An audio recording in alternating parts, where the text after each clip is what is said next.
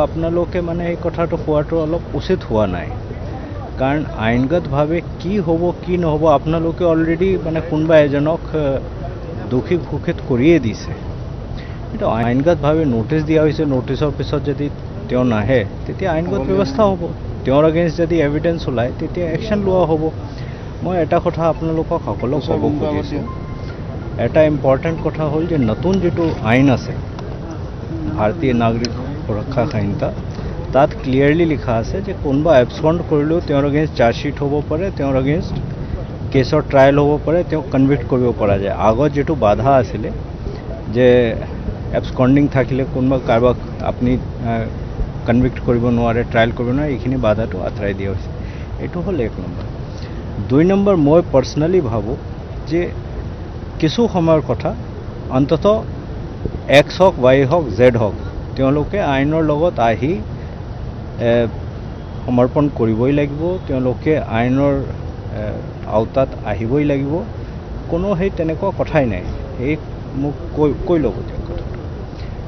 বৰ্তমান যিটো কেছ আছে, এই কেছটো অসম আৰক্ষীয়ে নিজাববীয়াকৈ লৈছিলে। সেইটো এনেকুৱা নহয় যে কোনোবা আহি কেছ দিছে। আমি এটা সিদ্ধান্ত লৈছিলোঁ যে অসমত এনেকুৱা যেতিয়া YBI এপৰ কথা আহিছিলে তেতিয়া মই আপোনালোকক সম্বোধিত কৰিছিলোঁ, এই কথাটো কৈছিলোঁ যে YBI এপ যেতিয়া আমি প্ৰথম ইনভেষ্টিগেট কৰিছিলোঁ তেতিয়া আমাৰ হাতত যথেষ্ট তথ্য আহিছিলে যে এনেকুৱা বহুতখিনি এপ হওক নহ'লে আনৰেগুলেটেড ডিপজিট স্কিম হওক, সেইটো অসমত চলি আছে আৰু তাৰ এগেইনষ্ট একশ্যন ল'ব লাগে। এই কথাটো আমি মাননীয় মুখ্যমন্ত্ৰী মহোদয়ক জনাইছিলোঁ।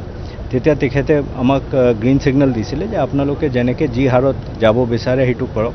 তাৰপিছত প্ৰায় আজি 5 দিন 6 দিন আগতে আমি পুলিচ মুখ্যালয়ত এটা মিটিং কৰিছিলোঁ। মিটিঙত গোটেই SP সকল, CP, আমাৰ যিমান ছিনিয়ৰ অফিচাৰ আছিলে চব আমি ডিচাইড কৰিছিলোঁ কেনেকৈ সেইটোত আগবাঢ়িম।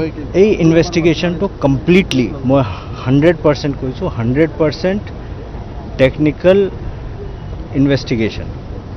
পইচা দিয়া মানুহ কাৰ একাউণ্টত দিছে, কেনেকৈ দিছে, এই একাউণ্টৰ পৰা পইচাৰ কি হৈছে, সেই কোনোবা ওৰেল ছাবমিশ্যন নে ওৰেল ষ্টেটমেণ্টৰ ওপৰত ডিপেণ্ড নকৰে।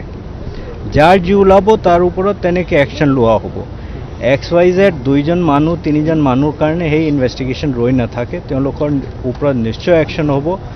বাকী আপোনালোকে যি যেনেকৈ ইচ্ছা হয় লিখি থাকক, মোৰ ক'ব লগা একো নাই। কিন্তু মই এটাহে কথা ক'ব পাৰোঁ, যিখিনি মানুহ ইনভলভ হৈ আছে, টেকনিকেল এভিডেঞ্চ যেতিয়া যেনেকৈ আহিব তেওঁলোকৰ ওপৰত একশ্যন লোৱা হ'ব। মই সদায় সেই কথাটো কৈ আছোঁ, DG হোৱাৰ পৰা মই সেই কথাটো কৈ আছোঁ। যিটো মানুহৰ এগেইনষ্ট প্ৰচিকিউটেবল এভিডেঞ্চ ওলাব তেওঁৰ এগেইনষ্ট একশ্যন নলোৱাটো কোনো কাৰণেই নাই। এইটো X হওক, Y হওক, Z হওক, মই সেইটোত একেবাৰে মোৰ মনত কোনো শংকা নাই। যিকোনো মানুহ যদি জড়িত হয়, আৰু এইটো যেনেকৈ মই আপোনাক কৈছোঁ, এইটো কোনো কাৰো ভাৰ্বেল ওৰেল ষ্টেটমেণ্টৰ ওপৰত এভিডেঞ্চ আৰু কেছৰ ইনভেষ্টিগেশ্যন ডিপেণ্ড নকৰে। এই কেছটো 100% ড্ৰিভেন বাই টেকনিকেল এভিডেঞ্চ।